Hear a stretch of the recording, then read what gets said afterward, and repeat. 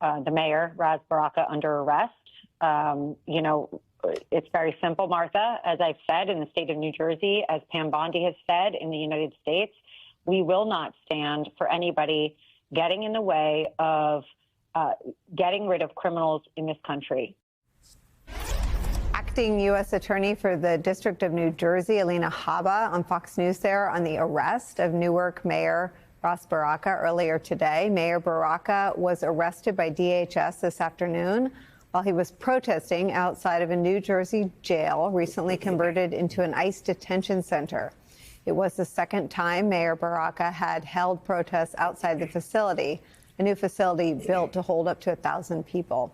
Footage of the arrest was captured by Congresswoman Bonnie Watson Coleman, who was also protesting at the facility today. Habba declined to say where the mayor was being held, simply that he was still in the state of New Jersey. Joining us now, Deputy Director of the Immigrants' Rights Project at the ACLU, Lee Gelernt, is here. He joins me and Rev. This is, in my view, a political move to deflect from the legal landscape where all they do is lose. What do you make of where the Trump administration stands legally on immigration?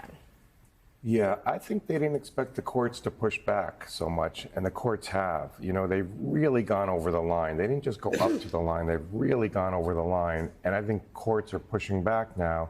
And, you and I have talked about this before. There's a lot of talk about, well, who appointed which judge, but at the end of the day, the judges take their jobs very seriously. And you can't just obliterate the law and expect a federal judge not to push back. Now, look, there's a long way to go in all these legal fights. But we've seen judges push back and say, we're not going to just rubber stamp things. So we'll see how it plays out. But you're right. There's a lot of deflection from they get a bad ruling and then they take a move like this where they're going to try and arrest someone for protesting. I don't know all the facts about the mayor, but mayors and people in states have to be able to say, we're not going to cooperate with this. And that's their prerogative, and that's the people of that state's prerogative, not to say, we're not going to help you with this deportation machinery. Well, I mean, Rev, are you aware of any of the new facts? I know you have a lot of I've talked to some people that been at the protest, and he's still in custody wherever. But I think that the problem here is that you're talking about the mayor of a city where people are being held without due process in many cases. Right. So he has the right to say, wait a minute, I want to know what's going on here. Why are people being held without due process? Now, you contrast that at the same time, the New York Times is saying that President Trump is saying to white Afrikaners from South Africa, I'll give you refugee status. So we're bringing in white Afrikaners who we don't know if they're criminal. We don't know this, what they went through in the legal process in South Africa. But people right here in Newark, we're going to assume they're all criminal. We're going to bring them out. And if the mayor wants to say, wait a minute, let's have due process, lock him up. He's trespassing. It is as blatantly a double standard as one can get. What is the real policy going to be? And I think that he's right. Judges have to establish, are we going to have due process? Or are we just going to let everybody go? And can the president just give other people blanket, you're refugees? So what's the difference, Mr. President, between a refugee and a guy that may be a criminal and may not be, given the Garcia situation? Yeah, I mean, I hate doing graphics myself, but I'm going to do one. I mean, if immigration is legal, political, and what they're doing, sort of the public support, they're losing in the courts. They're losing sort of the public support. You've got Chuck Grassley's constituents yelling at him about bringing back Kilmar Abrego Garcia.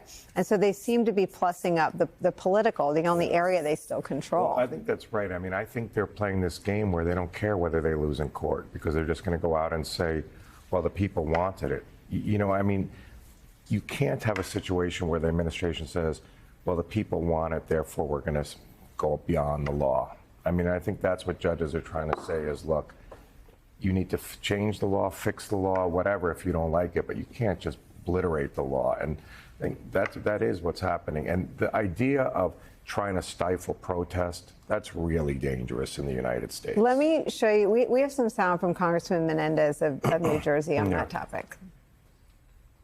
It was an act of intimidation, not just to the mayor, not just to us, but to everyone watching. We know what ICE has been doing in our communities. We know that the president lied and this administration lies every day when they're saying they're going after criminals. It is not true.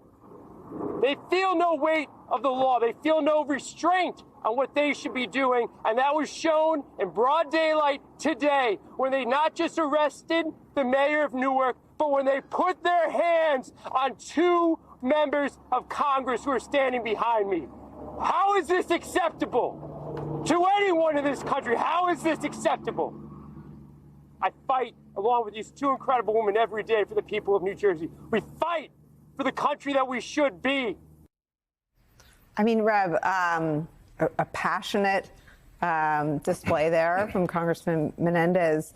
This is a administration in defiance of a Supreme Court order to, quote, facilitate the return of one man that the Trump administration admitted was wrongfully deported.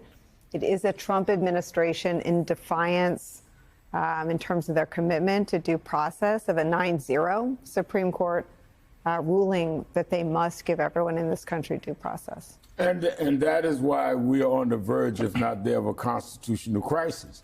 You've got the Supreme Court saying this is wrong. They still have not abided in any way about bringing him back from El Salvador, or even said how they intend to.